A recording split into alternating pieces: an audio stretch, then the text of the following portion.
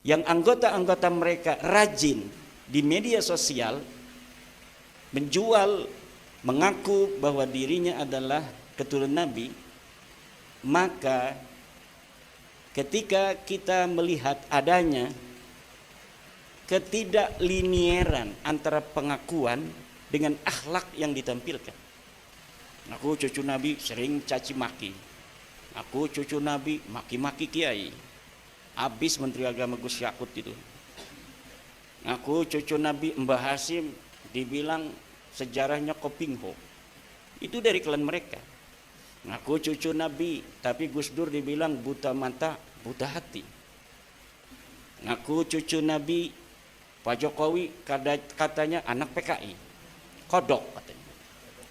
Ngaku cucu Nabi Kiai Maruf Amin katanya babi.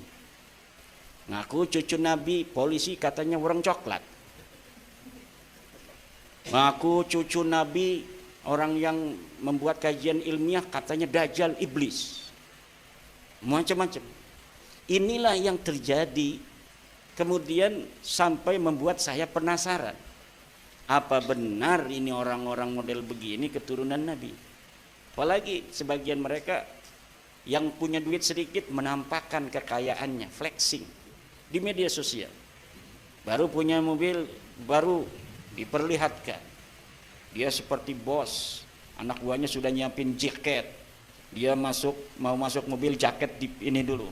Ini orang kaya di Indonesia itu nggak ada yang begitu. Tapi orang yang sok kaya dengan mengaku cucu Nabi tidak malu memperlihatkan di media sosial, YouTube dan Facebook. Assalamualaikum warahmatullahi wabarakatuh.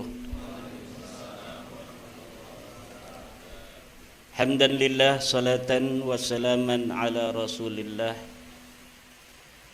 wa ala alihi wa sahbihi wa mawalah.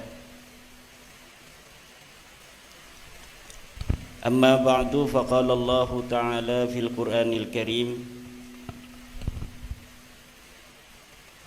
ud'uhum li abaihim huwa aqsatu 'indallah fa in lam ta'lamu aba'ahum fa ikhwanukum fid dini wa mawalikum wa laysa 'alaikum junahun fima akhta'tum bih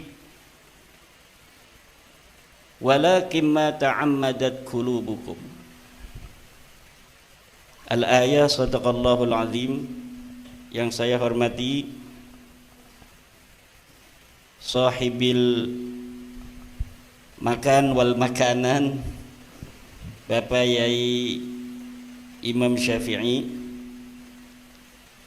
yang mulia Rais Syuriah PCNU Lampung Barat Yai Muhammad Toha, Bapak Yai Nur Khalis, Bapak Yai Umar Faruk, Bapak Yai Suparman Abdul Karim, Yai Mustafa Panglima PWILS, Bapak Ali Maksum, Ketua PWILS Lampung Barat yang baru dilantik, Bapak Gus Yasir, beserta seluruh jajaran PWILS Lampung Barat, Bapak Kapolres Lampung Barat yang diwakili oleh Bapak Kapolsek Belalau, yang terhormat Bapak Paison, para pengurus MWCNU se-Lampung Barat, dan para sahabat Banser dan Pagar Nusa yang hadir, juga para muslimat, ibu-ibu muslimat, fatayat, Ibnu IPPNU, semuanya saja. Alhamdulillah, pada malam hari ini malam yang sangat berbahagia dan insya Allah akan penuh keberkahan dari Allah Subhanahu wa ta'ala. Karena yang akan kita bahas ini adalah sesuatu yang merupakan salah satu ajaran dari para ulama-ulama ahlu sunnah wal jamaah, wabil khusus ahlu sunnah wal jamaah an-nahdiyah, yaitu terkait dengan bagaimana interaksi kita dengan para orang-orang yang mengaku zuriyah daripada Kanjeng Nabi besar Muhammad sallallahu alaihi wasallam. Kata Ibnu Hajar mengatakan dalam kitab As-Sawa'iqul Mukhriqah, yanbaghi li kulli ahadin an yakuna lahu ghairatun fi hadan nasab asy-syarif wa dhabtih hatta la yantasiba ilaihi ahadun illa bihaqqin. Wajib bagi siapa saja umat Islam untuk mempunyai kecemburuan kepada nasab Nabi besar Muhammad sallallahu alaihi wasallam wa dhabtih, dan harus menelitinya, hatta la yantasiba ilaihi ahadun illa bihaqqin, sehingga tidaklah sembarangan seseorang mengaku keturunan Nabi illa bihaqqin, kecuali dengan benar. Ini didasari oleh firman Allah Subhanahu wa taala yang saya bacakan di dalam muqaddimah, ud'uhum liabaihim huwa aqsatu 'indallah. Sebut mereka dengan leluhur mereka, dengan ayah-ayah mereka. Kalau kalian tidak tahu ayah mereka, leluhur mereka, garis keturunannya ke atas, wa ikhwanukum fiddin, mereka tetaplah merupakan saudara kalian. Panggil saja saudara, ya akhi, ya ukhti. Wa mawalikum, atau dipanggil dengan kalau dulu Maula Ibni Umar misalnya, wahai anak buahnya Pak Umar, atau dengan kata-kata yang penuh penghormatan lainnya. Bagaimana dengan sesuatu yang telah terjadi dari apa yang telah kita yakini? Walaisa 'alaikum junahun fima akhta'tum, dan tidak ada dosa bagi kalian kalau kalian dulu salah. Itu namanya sudah syuhra dan istifadah, tapi salah. Walakin, tetapi yang berdosa itu ma ta'ammadat qulubukum, sesuatu yang telah tahu namun sengaja kita tidak mau menerima pengetahuan itu. Itulah yang kemudian berdosa. Lalu apa? Nasab apa? Nasab siapa yang mengaku turun Nabi? Kemudian saya teliti. Yang saya teliti adalah nasab-nasab orang-orang yang mengaku keturunan Nabi besar Muhammad SAW, yang selalu mengaku keturunan Nabi di Indonesia. Siapa dia? Yaitu dari suatu klan yang disebut dengan klan Ba'alwi, atau mereka memperkenalkan diri mereka di Indonesia dengan sebutan Bib, Beb, Habib. Karena mereka itu adalah merupakan sebuah klan yang anggota-anggota mereka rajin di media sosial menjual, mengaku bahwa dirinya adalah keturunan Nabi. Maka ketika kita melihat adanya ketidaklinieran antara pengakuan dengan akhlak yang ditampilkan. Aku cucu Nabi sering caci maki. Aku cucu Nabi maki-maki kiai. Habis Menteri Agama Gus Yakut itu. Aku cucu Nabi Mbah Hasim dibilang sejarahnya Kopingho. Itu dari klan mereka. Aku cucu Nabi, tapi Gus Dur dibilang buta mata, buta hati. Aku cucu Nabi, Pak Jokowi katanya anak PKI, kodok katanya. Ngaku cucu Nabi Kiai Maruf Amin katanya babi. Ngaku cucu Nabi polisi katanya warung coklat. Ngaku cucu Nabi orang yang membuat kajian ilmiah katanya dajjal iblis. Macam-macam. Inilah yang terjadi, kemudian sampai membuat saya penasaran. Apa benar ini orang-orang model begini keturunan Nabi? Apalagi sebagian mereka yang punya duit sedikit menampakkan kekayaannya, flexing di media sosial. Baru punya mobil, baru diperlihatkan. Dia seperti bos, anak buahnya sudah nyiapin jaket. Dia mau masuk mobil, jaket di ini dulu. Ini orang kaya di Indonesia itu nggak ada yang begitu. Tapi orang yang sok kaya dengan mengaku cucu Nabi tidak malu memperlihatkan di media sosial YouTube dan Facebook. Kemudian mereka berusaha untuk menjaring anak-anak Indonesia, terutama yang berpaham Ahlussunnah wal Jamaah Nahdiyah, untuk masuk ke dalam lingkar mereka, kemudian didoktrin dengan sedemikian rupa. Akhirnya dengan kedok Ahlussunnah wal Jamaah Asy'ariyah, kemudian madzhabnya madzhab Syafi'i, anak-anak NU di Indonesia banyak yang masuk link mereka. Di dalam pengajian itu sedikit saja NU ada kesalahan, mereka doktrin jamaah mereka untuk apa? Untuk membenci para petinggi NU. Kejadian hasil muktamar atau hasil basul masail di Banjar tentang panggilan non muslim untuk orang-orang saudara kita yang bukan beragama Islam. Hasil keputusan muktamar NU basul masail pramuktamar apa muktamar itu? Muktamar Kombes di Banjar, hasil basul masail Kombes di Banjar itu membuat sebuah keputusan bahwa panggilan kafir kepada saudara-saudara kita yang non muslim di Indonesia ini merupakan panggilan yang tidak tepat.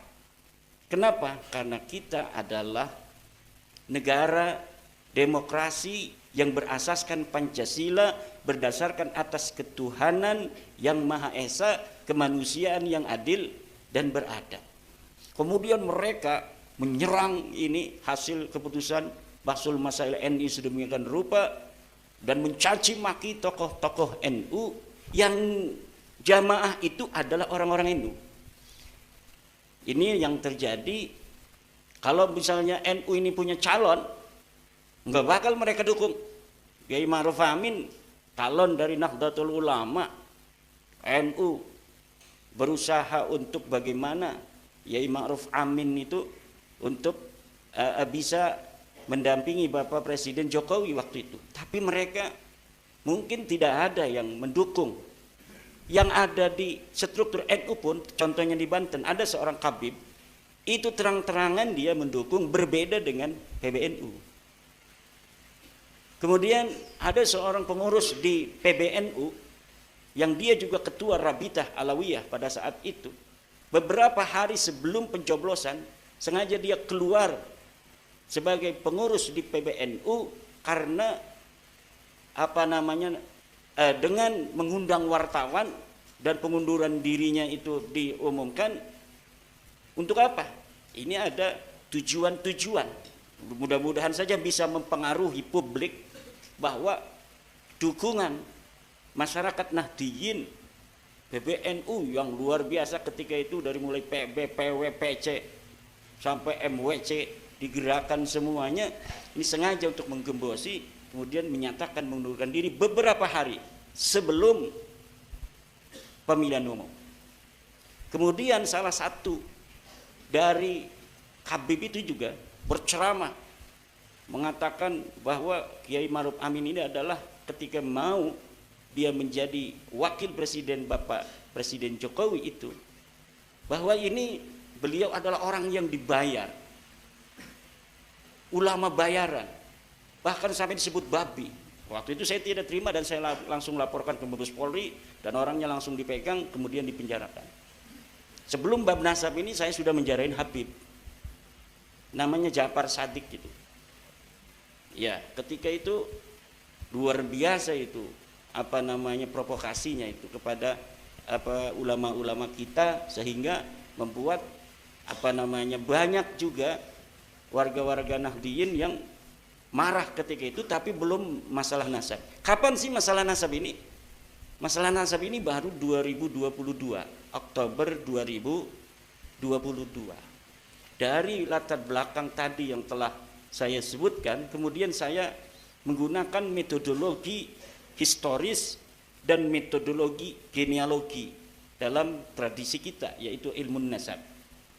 Di dalam ilmu nasab, karena ilmu nasab adalah bagian yang tidak dapat dipisahkan dari ilmu sejarah, maka saya menggunakan metodologi historis Yang pertama, langkah yang harus dilakukan di dalam kita meneliti sebuah kejadian sejarah masa lalu, apalagi yang sudah 1400 tahun itu, yang pertama adalah disebut dengan tahapan heuristik. Yang kedua adalah tahapan kritisasi sumber, kemudian interpretasi sumber, kemudian baru historiografi. Apa itu heuristik? Heuristik adalah dalam sejarah, dalam penelitian sejarah, mengumpulkan seluruh sumber-sumber yang dirasa berkaitan dengan bahasan yang sedang kita teliti. Dalam hal ini adalah bahasan tentang nasabnya Ba'lawi, betulkah dia merupakan keturunan dari baginda Nabi. Saya urutkan terlebih dahulu sebelum saya linierkan dengan kitab-kitab yang saya bahas itu, siapa yang akan jadi percontohan. Saya cari di internet nasabnya itu, ada nasab Bahar Smith, ada nasab Rizik Syihab. Kemudian keduanya ini saya lihat ini lebih bisa untuk diteliti, yaitu nasabnya Rizik. Nah, nasab Rizik ini saya urutkan dari mulai dia bapaknya yang ada di internet itu sampai kepada baginda Nabi besar Muhammad SAW. Di dalam penelitian masalah nasab itu bisa dilakukan dengan dua cara.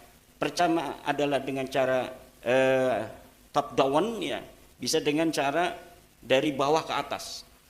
Dari atas ke bawah kita teliti, betulkah seorang ayah mempunyai anak itu, atau betulkah seorang anak mempunyai ayah. Saya menggunakan metodologi looking up, melihat ke atas, looking down, dari melihat ke bawah. Jadi dari ayah ke anak, dari anak punya anak lagi, punya anak lagi. Saya periksa apakah benar Nabi Muhammad punya anak bernama Fatimah. Luar biasa, banyak dalilnya itu dalam hadis, masih bisa, belum butuh ilmu nasab gitu. Kemudian betulkah Husain ini mempunyai anak bernama Sayyidina Ali Zainal Abidin, masih ada di hadis. Ali Zainal Abidin, betulkah dia mempunyai anak Muhammad Al-Baghir, masih ada di hadis karena dia perawi hadis. Muhammad Al-Baghir, betul enggak dia mempunyai anak bernama Ali Al-Uraidi? Masih Ja'far Shadiq dulu. Ja'far Shadiq betul masih ada sebagai perawi hadis. Apakah Ja'far ini punya anak nama Ali Al-Uraidi? Betul, masih ada dalam perawi hadis. Ja'far Shadiq, betulkah dia punya anak Muhammad An-Naqib? Ini membutuhkan ilmu nasab. Kita lihat tahunnya berapa, kemudian kita sandingkan kitab, terkonfirmasi ada di dalam kitab. Kemudian betulkah Ali Al-Uraidi ini mempunyai Muhammad An-Naqib? Muhammad An-Naqib mempunyai anak bernama Isa. Itu terkonfirmasi di dalam kitab semasanya, yaitu Siri Silsilatil Alawiyah. Kemudian ketika Isa punya anak Ahmad, ini masih kita membutuhkan kitab Siri Silsilatil Alawiyah. Terbukti pula dia mempunyai anak namanya Ahmad. Ahmad punya anak namanya Ubaid. Ini silsilah Rizik Syihab, ada Ubaid di situ. Ini yang bermasalah.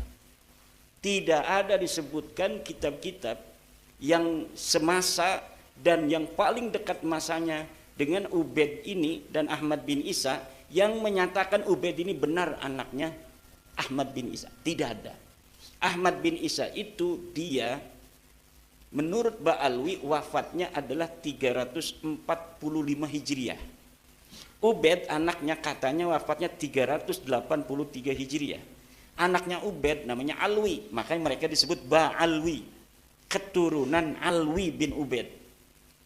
Itu wafat tahun 400 Hijriah, berarti abad kelima. Kita lihat di kitab-kitab abad kelima, tidak ada sedikit pun kitab yang menyentuh, bahkan hanya menyindir, tidak ada, tentang nama Alwi sebagai keturunan Nabi ini. Kita lihat kitab yang lainnya, misalnya Tahdhibul Ansab, karangan Al-Ubaidili 437 Hijriah. Kemudian kita lihat lagi dalam kitab Al-Majdi, karangan Al-Umari 390 Hijriah. Kemudian kita lihat lagi kitab Muntaqilatut Talibiyah. Ini tidak ada angka tahun wafatnya, tapi diperkirakan dia hidup atau meninggal dunia itu 490 Hijriah juga. Kemudian kitab abad ke-6 namanya Syajarah Al-Mubarakah. Wafat 606, tapi ini kitab ditulis 597 Hijriah. Tidak ada juga Ubaid dikatakan sebagai anaknya Ahmad bin Isa. Bahkan dikatakan di situ anaknya cuma 3, Muhammad, Ali dan Husain, laisa lahu walad, tidak ada anak yang namanya Ubaid. Kemudian kitab abad ke-7 Al-Fakhri, kitab abad ke-8 Al-Asili As-Sabatul Musad, kitab abad 9 Umdatul Talib Al-Kubra karangan Ibnu Inabah. Tidak ada semuanya menyebutkan keluarga Ba'alwi, susunan nama-nama yang ada di dalam leluhurnya Rizik Syihab ini sebagai keturunan baginda Nabi. Lalu bagaimana dia sekarang jadi turunan Nabi?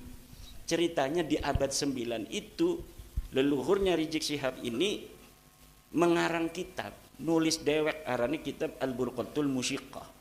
Dari kitab Al-Burqatul Musyiqah ini namanya Ali bin Abu Bakar As-Sakran menulis silsilahnya bahwa dia namanya Ali, punya ayah namanya Abu Bakar, punya ayah namanya Abdurrahman, punya ayah namanya Maula Dawilah bin Ali al-Sahibud Darak bin Ali al-Ghayyur bin Muhammad bin Ali bin Muhammad Sahib Birmat bin Ali Qoli Qasam bin Alwi bin Muhammad bin Alwi bin Ubaid bin Ahmad bin Isa. Itu baru abad ke-9 895 Hijriah. Setelah 550 tahun Ahmad bin Isa ini wafat. Jadi 550 tahun sejak orang yang diaku itu wafat, baru ada pengakuan itu. Inilah yang disebut dengan argumentium ex silentio. Ada kesunyian di sana. Kalau ada kesunyian, tidak ada satupun dari 14 nama yang disebutkan dalam silsilah mereka itu dalam rentang waktu masa di mana diperkirakan orang itu hidup. Yang orang itu hidup di kanan kirinya ada ulama. Kalau dia itu orangnya adalah orang Tarim, di situ ada Ta'is, di situ ada Aden, di situ ada Siwun, banyak ulama yang mengarang kitab. Di Tarim sendiri ada ulama mengarang kitab. Setiap ulama yang menyebutkan yang mengarang itu di abad kelima, misalnya Ibnu Samrah menyebut ulama-ulama di Tarim, tapi keluarga mereka itu di abad 5 Hijriah, tidak ada satupun yang disebut namanya itu. Nah, tidak disebutkan, inilah yang membuat aneh. Masa iya orang yang disebut mujtahid mutlak, katanya ini Ubaid ini mujtahid mutlak, sama Imam Syafi'i, Imam Hambali, Imam Ahmad bin Imam Maliki, Imam Ahmad bin Hanbal. Masa iya mujtahid mutlak, nggak ada yang ngutip sama sekali. Orang Tarim semua disebutin ulama di situ, kok dia adanya di Tarim, tetapi kenapa sama sekali namanya tidak disebutkan? Hada yadullu ala annahu ghairu mawjud hunaka fi dalikal waqt. Tidak ada waktu itu orang. Bukan hanya dia tidak terverifikasi sebagai keturunan Nabi, Ubaid ini pun terverifikasi sebagai fiktif dalam kesejarahan yang diciptakan oleh keluarga mereka itu. Tidak ada orangnya. Kemudian orang yang dikatakan Ahmad bin Isa ini yang kemudian mempunyai anak katanya Ubaid, itu diberi gelar Al-Muhajir. Nah ini di sini ini saya tidak keburu membuat sebuah slide untuk khusus di Lampung karena memang waktunya sangat mendesak, sangat sempit. Tapi ini ada bekas acara diskusi saya di Klaten bulan Mei kemarin. Ini nanti bisa dibagikan sajalah oleh panitia kepada para hadirin. Dan ini diskusi Klaten pun sebenarnya adalah persiapan Bahsul Masail saya di PBNU yang kemudian tidak jadi. Jadi saya dibel oleh Ketua LBM PBNU Kiai Haji Mahbub Ma'afi Ramadan, Yai ini jajaran Suriah pengen diskusi Bahsul Masail dengan Yai tentang nasab.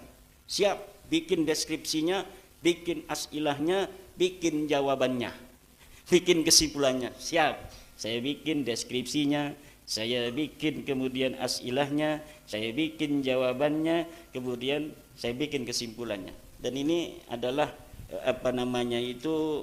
sebuah rangkuman dari tulisan saya yang agak panjang.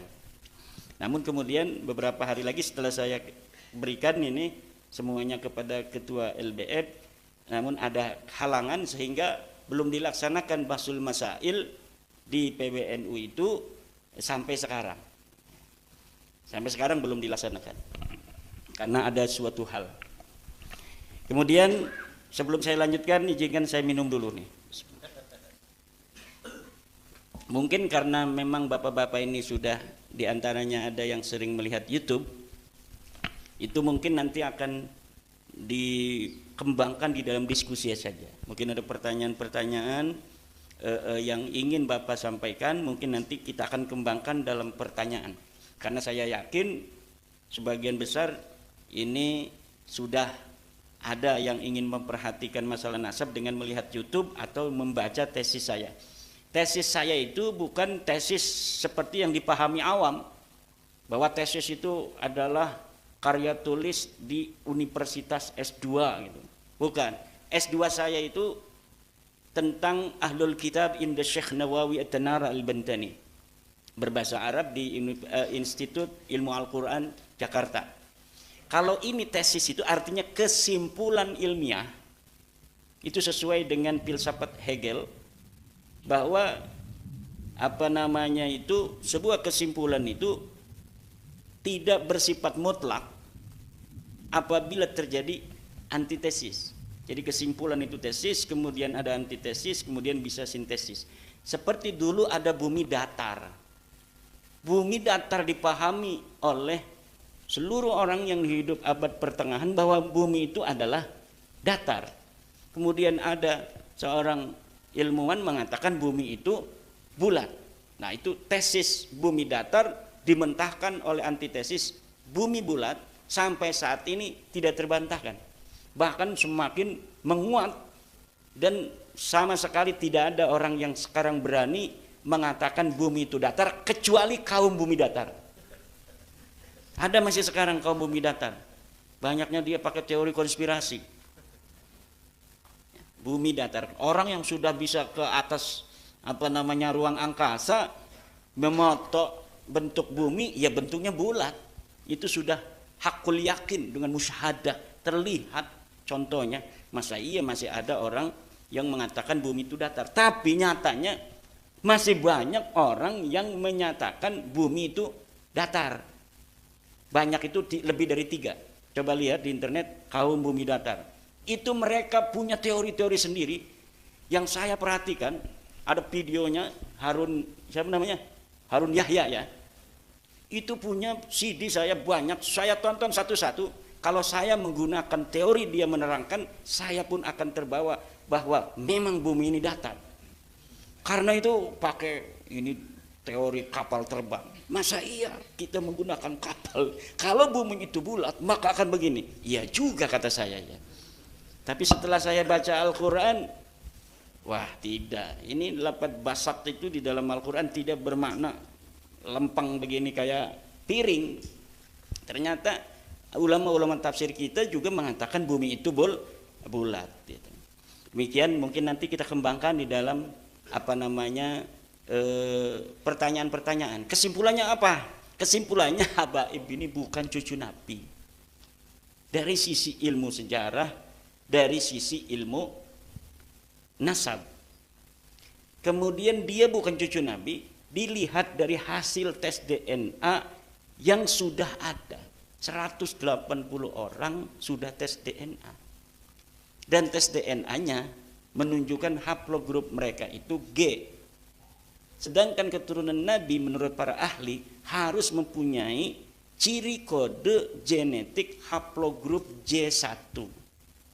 Sesuai dengan para keturunan Nabi yang sudah tes DNA di seluruh dunia Islam. Dari mulai Saudi, Al-Abdali, Al-Auni, Al-Jamajizah, kemudian di Yordan, Al-Hashimi, di Maroko, di Yaman itu. Di Yaman itu ada yang bukan Ba'lawi, namanya Az-Zaidi, Ar-Rassi, At-Toba-Toba, Al-Jailani.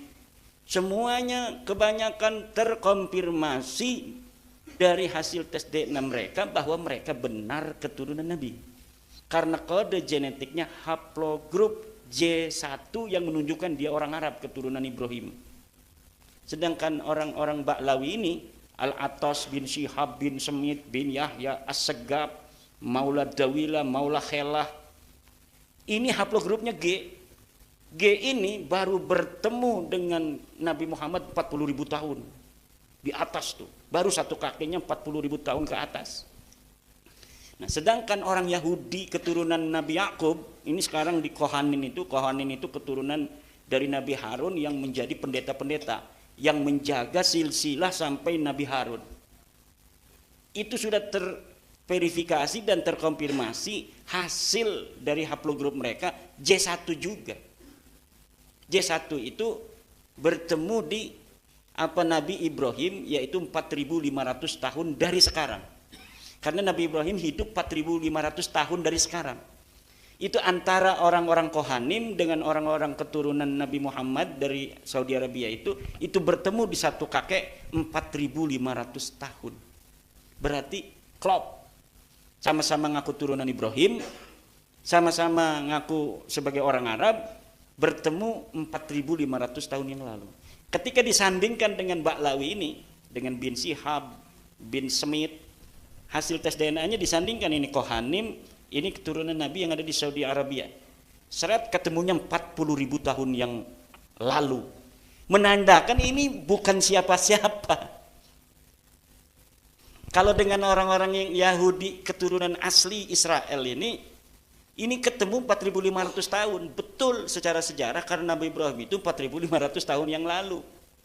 Kemudian punya anak namanya Ismail menurunkan orang Arab, punya anak namanya Ishak menurunkan orang Israel. Ba'lawi ini adanya belah sini. Ketemunya di sana satu kakeknya dengan orang-orang Jawa, dengan orang-orang Arab yang keturunan Nabi itu 40.000 tahun yang lalu. Kalau orang Jawa yang haplogrupnya O, itu ketemu Nabi Muhammadnya itu masih tidak terlalu jauh.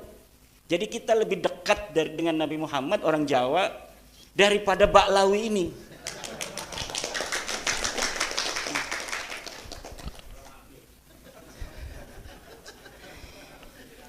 Itu Kiai dapatnya dari mana? Ya saya kan punya teman dokter dari BRIN. Dokter dari BRIN yang sekarang beliau giat untuk memberi pencerahan kepada masyarakat Indonesia tentang bahwa pengakuan Ba'lawi ini secara ilmu DNA itu mustahil. Jadi secara ilmu DNA mustahil, secara ilmu nasab tidak terkonfirmasi dalam ilmu sejarah. Tidak terkonfirmasi itu apa? Maudhu'un munqati'un mardudun. Nasab mereka itu tidak menerima. Ya silahkan kalau tidak menerima, dalilnya mana? Sampai sekarang tidak ada. Tidak ada dalilnya. Bahkan kalau mereka memberikan dalil itu yang akan memakan mereka. Semakin mereka membuat dalil itu yang memakan mereka. Kenapa? Ya orang nggak ada apa-apaan di sananya, blank. Ditulis sekarang ini manuskrip, bikin sendiri. Ya emangnya manuskrip palsu itu nggak bisa diteliti? Bisa diteliti Pak, nggak bisa. Manuskrip itu bisa diteliti. Orang nggak bisa ngebohong dengan kertas, nggak bisa. Kalau misalnya dia ini salinan, kayak kemarin Murtado Az-Zabidi. Murtado Az-Zabidi katanya mengarang kitab Ar-Raudul Jali. Murtado Az-Zabidi itu 1205, abad 13 Hijriah awal. Katanya mengarang kitab Ar-Raudul Jali. Ini Az-Zabidi ulama besar, pensarah kitab Ihya Ulumuddin. Pensarah. Makanya Yai Afif husnudon pada Imam Zabidi, Yai Afifuddin Muhajir, wakil Rais Am. Wah, kalau misalnya dia beliau bikin status Nasabu Ba'alwi bainal musbitina wal munfid. Kiai Imad lahu dalilun wa Murtado Zabidi lahu dalilun. Kiai Imad punya dalil, Murtado Zabidi punya dalil. Waduh, berarti kata saya Yai Afif belum tahu kalau kitab Murtado Zabidi Ar-Raudul Jali ini palsu. Maka saya bikin tulisan laporan kepada Yai Afif bahwa kitab ini palsu. Dari mana mengetahui kepalsuan? Gampang. Karena kitabnya sekarang sudah dicetak oleh pakar muhakkik yang ada di Yaman, namanya Ba'zib. Nah, di dalam terbitan yang terbaru 2022 itu dia membuat sebuah muqaddimah di dalam kitab cetakannya itu yang menerangkan bagaimana bisa adanya kitab Ardul Jali. Ternyata di dalam penelitian Ba'dzib itu, Dr. Ba'dzib dari Yaman, bahwa kitab yang dikatakan karangan Murtaduz Zabidi ternyata tidak dikenal. Kitab itu disebut manuskripnya ditulis oleh Hasan Muhammad Qasim. Hasan Muhammad Qasim ini wafat 50 tahun yang lalu. Di dalam keterangan itu dia mendapatkannya dari sebuah manuskrip yang ada di Khazanah Al-Wafaiyah di Mesir. Diteliti oleh Ba'dzib, kitabnya tidak ada. Yang katanya tulisan seseorang yang bernama Abdul Mu'ti. Katanya ini tulisan Abdul Mu'ti, saya menyalinnya dari sana. Ternyata tulisan Abdul Mu'ti itu tidak ada. Berarti kalau tidak ada, dia mengarang. Lalu bagaimana, apa motifnya? Seorang Mesir yang bernama Muhammad Hasan Qasim menulis tentang Ba'lawi. Ada benang merahnya. Yaitu karena dia teman seseorang di Mesir yang bernama bin Yahya. Saya lupa apakah Ali apa Muhammad bin Yahya. Dari keluarga Ba'alwi. Dan Alwi bin Tahir yang ada di Bogor dan di Johor, karena dia itu sering bolak-balik Bogor, Johor, karena punya tugas sebagai mufti di Johor, orang Ba'lawi, mendapatkan manuskrip ini dari bin Yahya Mesir ini.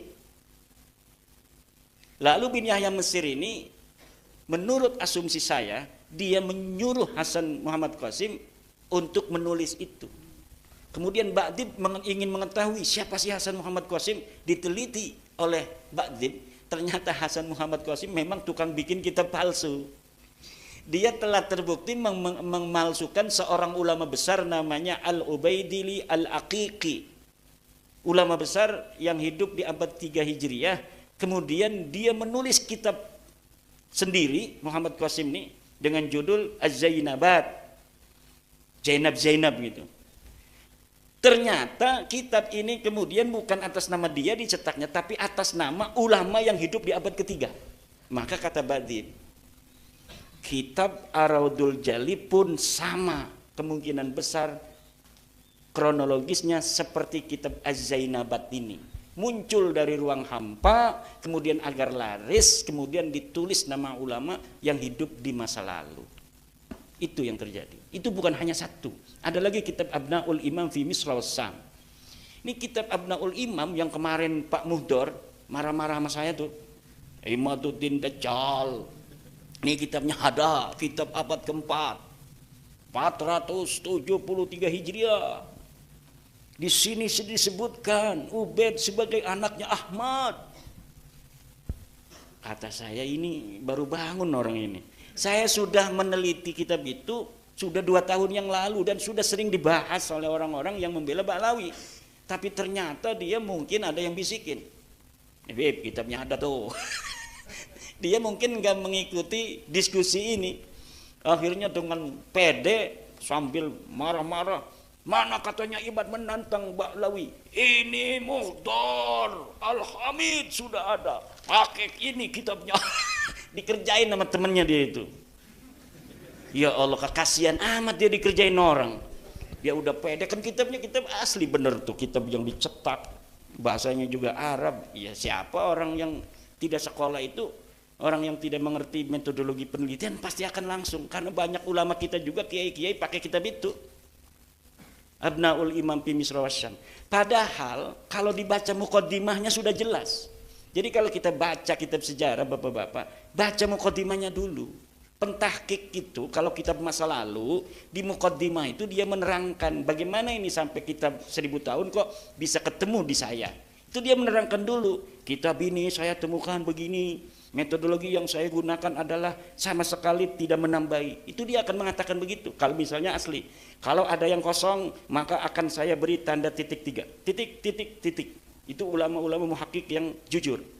Ada juga muhakkik yang bukan tidak jujur. Dia merasa mempunyai ilmu tentang apa yang tidak ada itu. Misalnya sobek. Tapi dia bisa melihat manuskrip yang mirip, kemudian kitabnya beda, tetapi ibarahnya, narasinya sama. Maka kemudian walaupun sobek, dia tambahin, tapi dia beri keterangan dalam footnote. bahwa ini diambil dari kitab lain. Tapi dengan ada di muqaddimah keterangannya. Ada juga yang tidak jujur, seorang muhakkik kitab masa lalu itu. Yaitu dia ambil kitab Abnaul Imam itu yang ditulis 199 Hijriah. Tahunnya itu 199 Hijriah.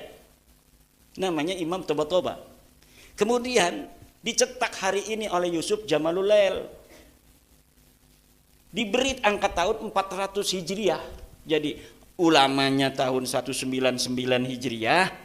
Di jilidnya disebutkan 473 apa 37 saya lupa, itu sekitar itu. Kemudian dikatakan ditulis oleh dia dan ditambahi oleh dia Yusuf Jamalul Lail yang hidup sekarang itu, dicetak atas nama ulama masa lalu. Ininya pemalsuannya itu luar biasa. Makanya orang itu kalau baca Abnaul Imam bingung, karena khotnya, komputernya itu sengaja khot yang susah dibaca juga. Coba baca kitab Abnaul Imam, susah dibacanya kitab itu. Kenapa? Supaya orang bosen. Supaya orang bosen dulu, lah yang penting keterangannya, gak usah, ini mah susah dibacanya. Dan lihat di dalam kitab Abnaul Imam itu, judulnya gede kan, Abnaul Imam fi Misr Wasyam. Tapi sebenarnya dia tidak terlalu bohong juga. Ada judul kecil di atas Abnaul Imam itu, dia kasih judul kecil Al-Aqdul Masi. Coba lihat. Itulah sebenarnya nama kitabnya Al-Aqdul Masi itu, yang dikarang oleh Yusuf Jamalul Lail 1440 Hijriah. Bek wingi ku mati bek rong tahun. Tapi di dalam kitabnya ditulis abad kelima. Ning jerone dia sebutkan, di dalamnya dia sebutkan ini kitab ulamanya wafat tahun 199 Hijriah. Tapi kemudian naskahnya ada di cucunya yang hidup di abad kelima, namanya sama Toba-Toba kan, nama marga. Seperti Ogan semua namanya. Kalau di Medan tuh batu bara semua. Kalau yang gas semua.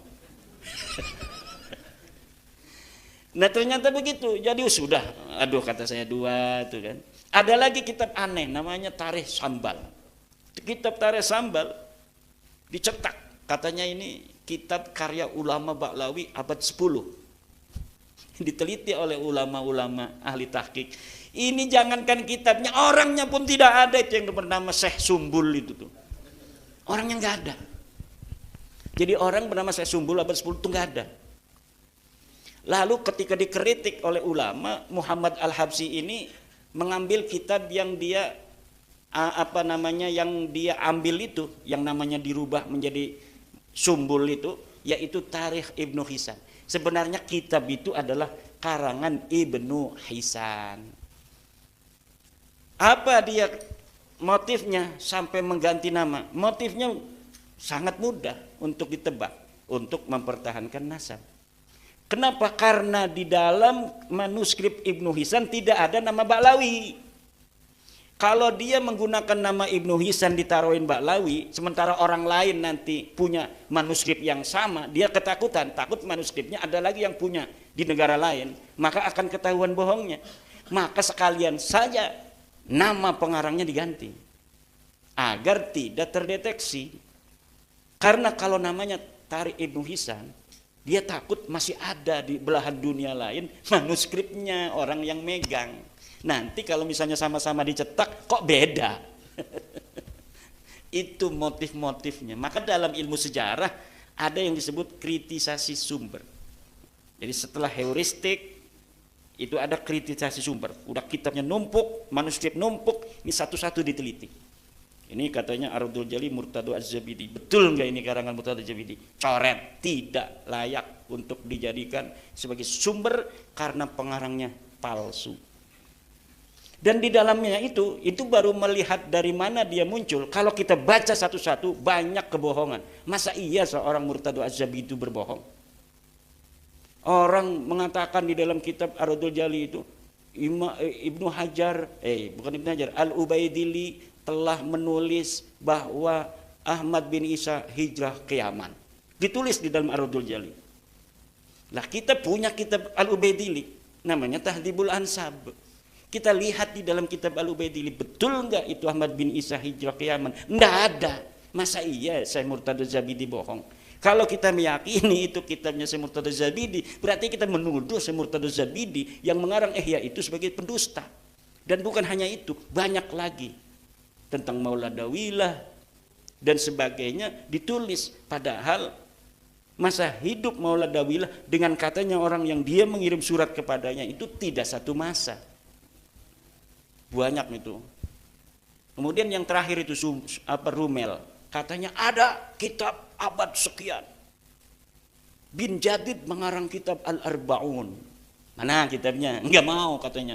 Belum boleh oleh sponsor saya. Bukan belum boleh, karena kalau disebutkan saya bisa mengatakan itu palsu. Karena gampang untuk meneliti sebuah algoritma yang telah kita banyak baca hal-hal yang berkaitan dengan sebuah nasab yang kita teliti. Itu gampang karena algoritmanya sudah jelas. 1, 3, 5, 7 udah jelas. Nggak mungkin 1, 3, 5, 7 langsung ke 10, nggak bakal. Algoritmanya kan 1, ganjil kan, 3, habis 3, 5, habis 5 berapa? 7, nggak mungkin 1, 3, 5, 6. Salah itu, sama guru matematika langsung dicoret. Saya sudah bisa untuk menebak algoritma yang akan diberikan oleh siapapun yang memberikan bantahan itu. Kalau misalnya tidak masuk algoritma yang sudah ada, yang dibangun oleh ulama dari abad 4 sampai abad 9, dia sendirian ini ada tanpa ada konfirmasi dari ulama-ulama yang ada di masa itu, udah jelas ini palsu. Belum melihat kertasnya, baru melihat narasinya, saya sudah bisa mengatakan itu palsu karena tidak sesuai dengan algoritma yang sudah dibangun oleh ulama dalam catatan kitab-kitab mereka tentang nasab itu. Wong laka je, misalkan begini, ada orang mengaku saya pengurus NU, maka saya sekarang mau mencalonkan diri menjadi ketua umum PBNU, karena dari dulu saya dari MWC saya sudah jadi pengurus MWC. Sebagai apa dulu pengurus MWC? Saya sebagai LBM. Nah, tahun berapa? Tahun 70. Nah, tahun 70 kan pasti ada algoritma di situ. Ada orang yang jadi pengurus, ada susunan yang mungkin bisa manuskripnya ada, ya kan? Misalnya Yai Imam Syafi'i ini dulu tahun 70 belum lahir, apa udah lahir Yai?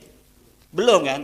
Misalnya jangan tahun ini lah, tahun 2000 Yai Muhammad Imam Syafi'i sebagai, jangan tahun 2000, sekarang aja nih. Tahun 2024 Yai Imam Syafi'i ketua PCNU Lampung Barat. Betul tidak? Ada sekretarisnya tadi hadir. Punya kan dilaminating kan? Nanti ada orang mengaku pengurus PCNU Lampung Barat tahun 2024, mengaku dia wakil sekretaris misalnya. Mana dia bikin palsu di komputer, sendiri nama dia. Satu, iya ada nama dia Soeharto misal. Tapi di punyanya Yai Imam Syafi'i tidak ada nama Soeharto. Di punyanya Sekjen tidak ada, tahunnya sama, tanda tangannya sama di bawahnya. Tapi namanya beda. Ini Soeharto muncul di dalam manuskrip dia doang sendiri. Di punya orang lain, pengurus lain tidak ada nama Soeharto. Ini yang salah ini sendiri, apa yang banyak itu? Ini nih sendiri yang palsu nih. Dia hanya bikin kepalsuan ini untuk nyalon ketua umum PBNU. Itu yang terjadi dengan Nasab Alwi daripada manuskrip-manuskrip yang coba untuk mengelabui publik itu yang telah dikemukakan.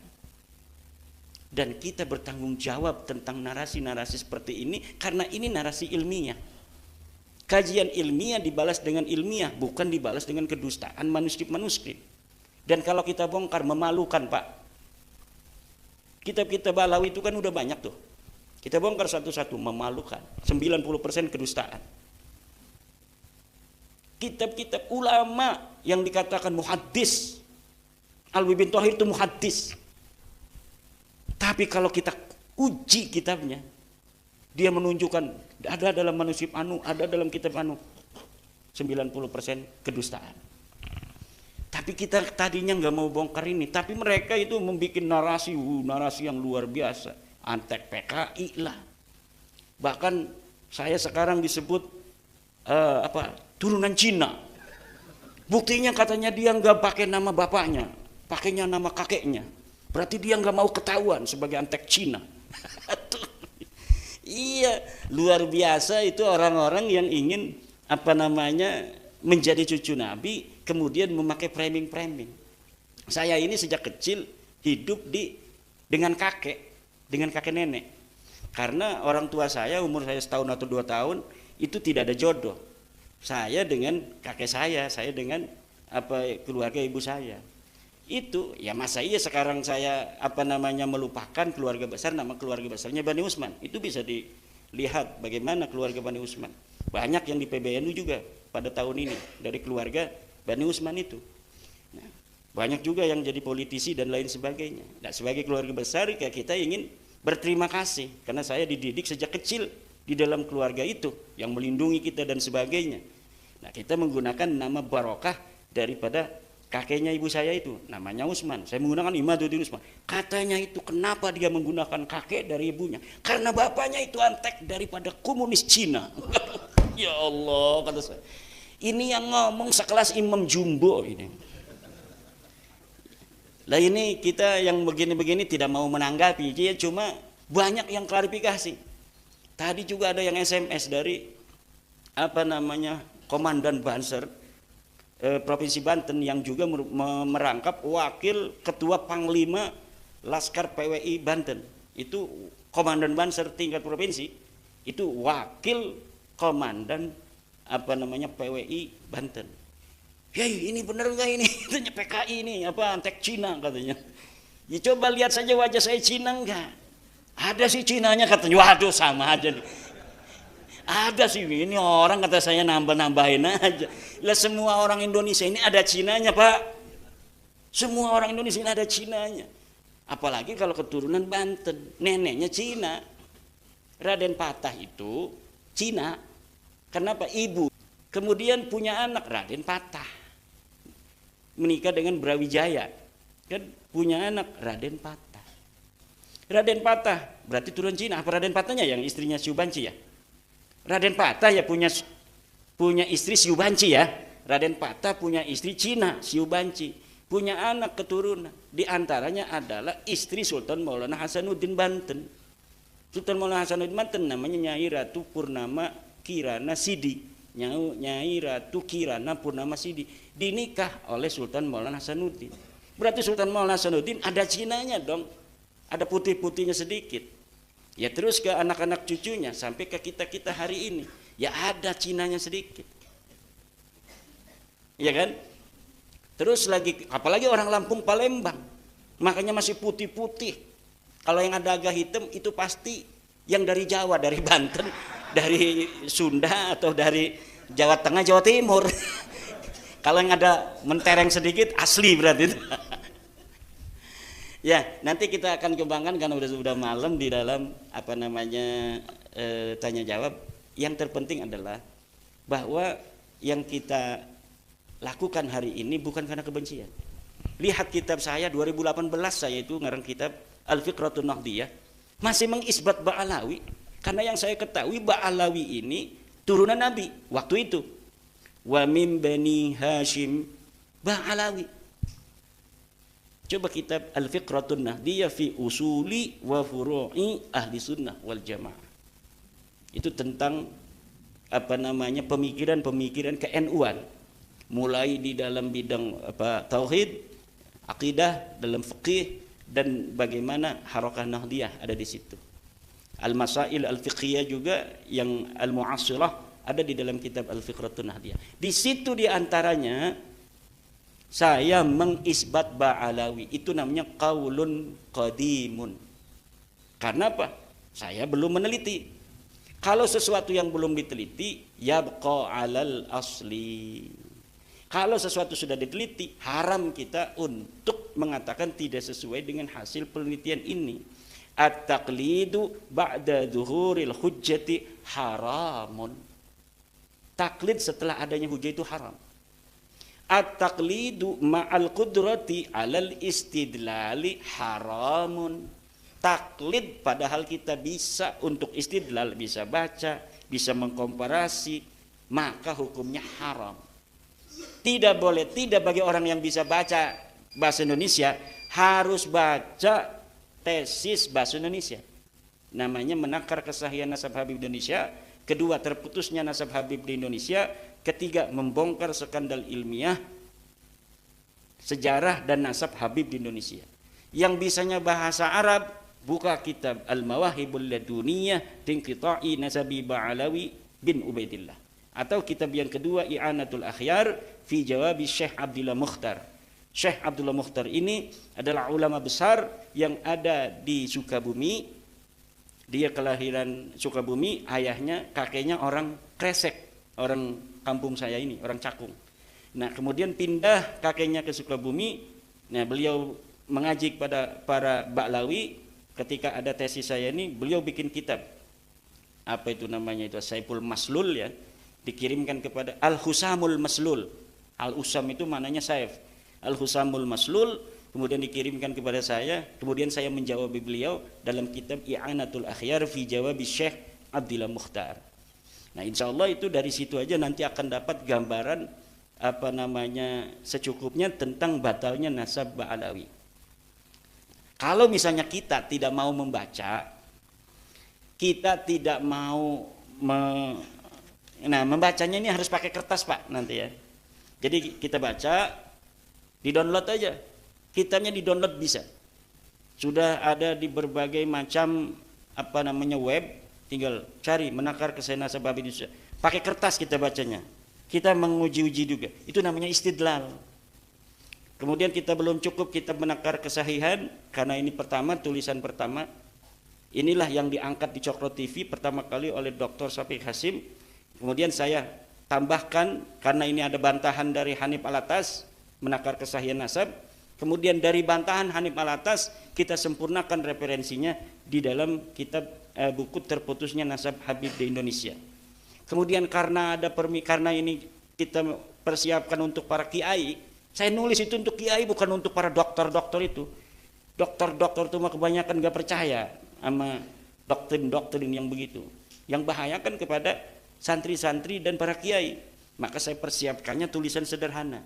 Kemudian dari dokter-dokter ingin, coba dong nulis secara ilmiah. Oke, kalau secara ilmiah kan ngebulet itu bahasanya. Saya kemudian membuat lagi sebuah apa namanya itu buku judulnya Membongkar Skandal Ilmiah Sejarah dan Nasab Habib di Indonesia. Itu semuanya bisa di-download. Nah, itu lebih mudeng, tetapi dalil-dalilnya itu lebih lengkap karena itu yang terakhir. Membongkar skandal ilmiah itu lebih terakhir, lebih lengkap, tetapi cara bacanya susah.